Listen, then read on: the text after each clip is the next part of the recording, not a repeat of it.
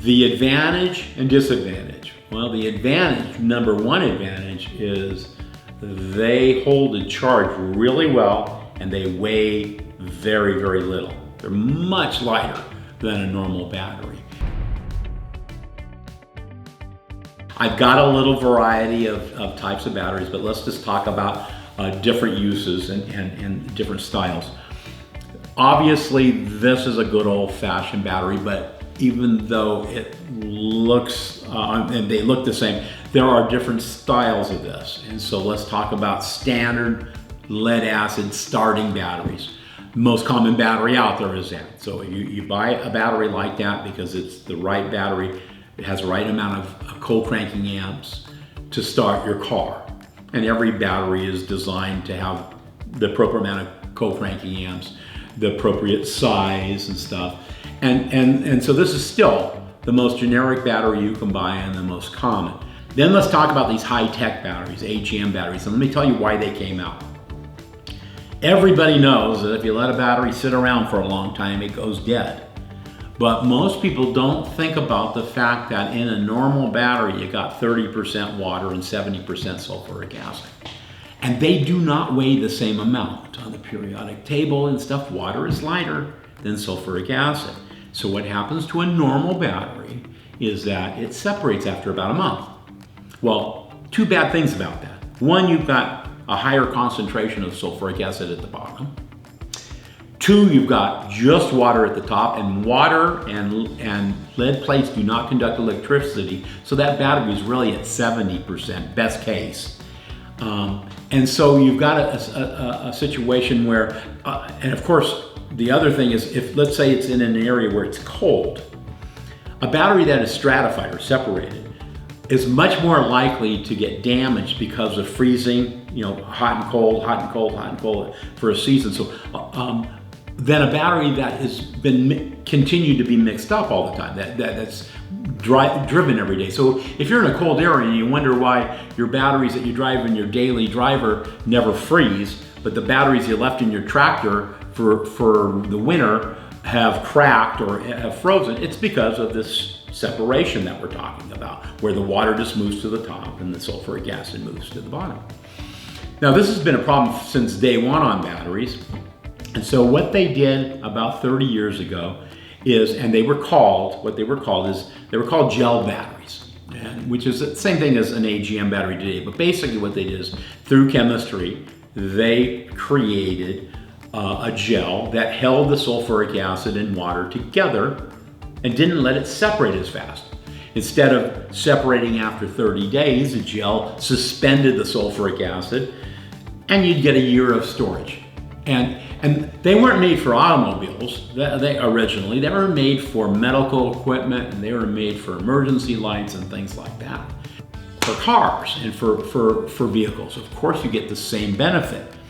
If you let them sit, and you let this one sit, this one will stay much, much longer. It's charged up and also not separated. So it's got the ability to store much longer than a standard lead acid battery has.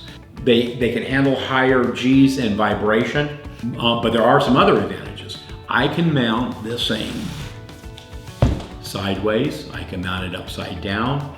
Same thing with the Odyssey. I've got my choice of how I want to have it because I don't have the kind of venting that would dribble out if I turn this thing on its side. The only disadvantage to an AGM battery over a standard lead acid battery that means something to me is the fact that if you do let them go down and you let them go dead, they're hard to get back.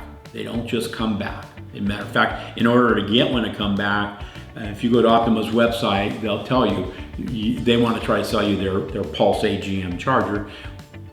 They're correct in that you do need a Pulse AGM charger. We make one too. As a matter of fact, all of ours are. But that's the only way to get the light coating of sulfur that accumulates on their plates to come off. So a lot of their batteries get returned, they're not bad. And same thing with other AGM batteries like the Odysseys and stuff. It's that you need a proper charger to get them to come back and stuff. And that's the difference.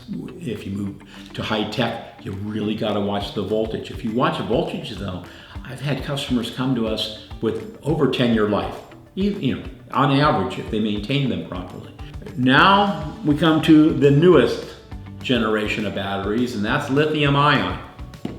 The advantage and disadvantage. Well, the advantage, number one advantage, is they hold the charge really well and they weigh very, very little. They're much lighter than a normal battery.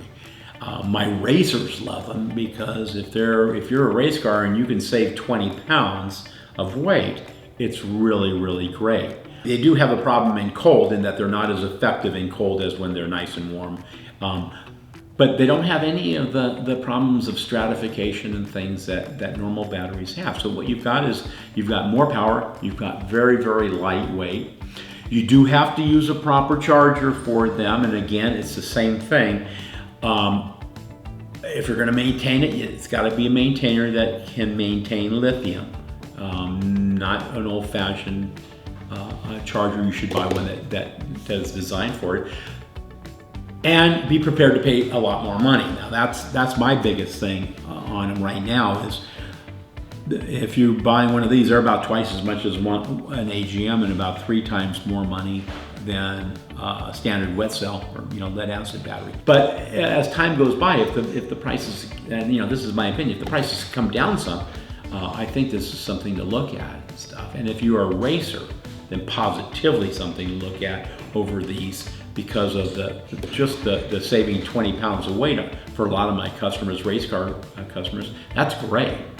So these are the basic technologies that we've got out here. Amp hours and cold cranking amps. And that's now normally when you replace a battery, you're going to replace it with the same size battery and it's going to have the same cold cranking amps.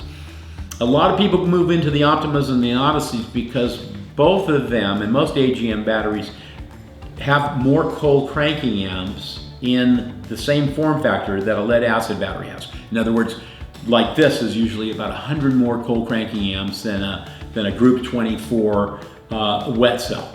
Well, if you're into high performance and you've got a big motor in your car and it's hard to start, especially when it gets warm or whatever, this might be a real good reason to buy one of these AGM batteries. Same thing with lithium ions. If you can get a way higher watt density or in a battery like this that can turn over any kind of vehicle with a lot more oomph and the same form factor that a lead acid has. So there's some reasons, other reasons for output power. Now amp hours. Amp hours are how long a battery can go with a load. And if you get a 100 amp hour battery, it's 1 amp for 100 hours is what it should run at before it gets too low or before it goes to a voltage that's gonna start hurting it and stuff. Bigger is better for amp hours, and usually amp hours are when you're concerned with coaches and motorhomes and things, and even golf carts, and that's what you look for is a higher amp hour. Cold cranking amps, of course, are what you look for to turn over a motor. And then the bigger, of course, the better, in the sense that it's got more power and stuff.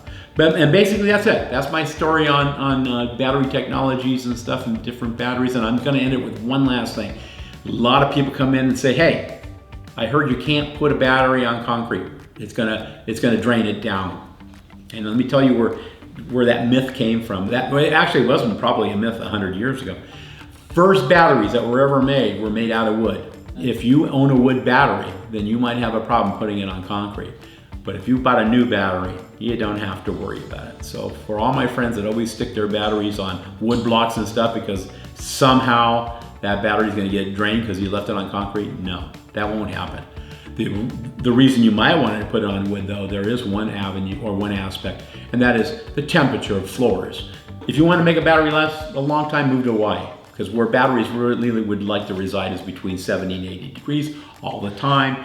Nice humidity, they don't evaporate and stuff, but short of that, that's my story. Anyway, thank you. Pleasure talking to you. Support brands that support grassroots motorsports. Get your chemical solutions from CRC Industries. Visit crcindustries.com to learn more.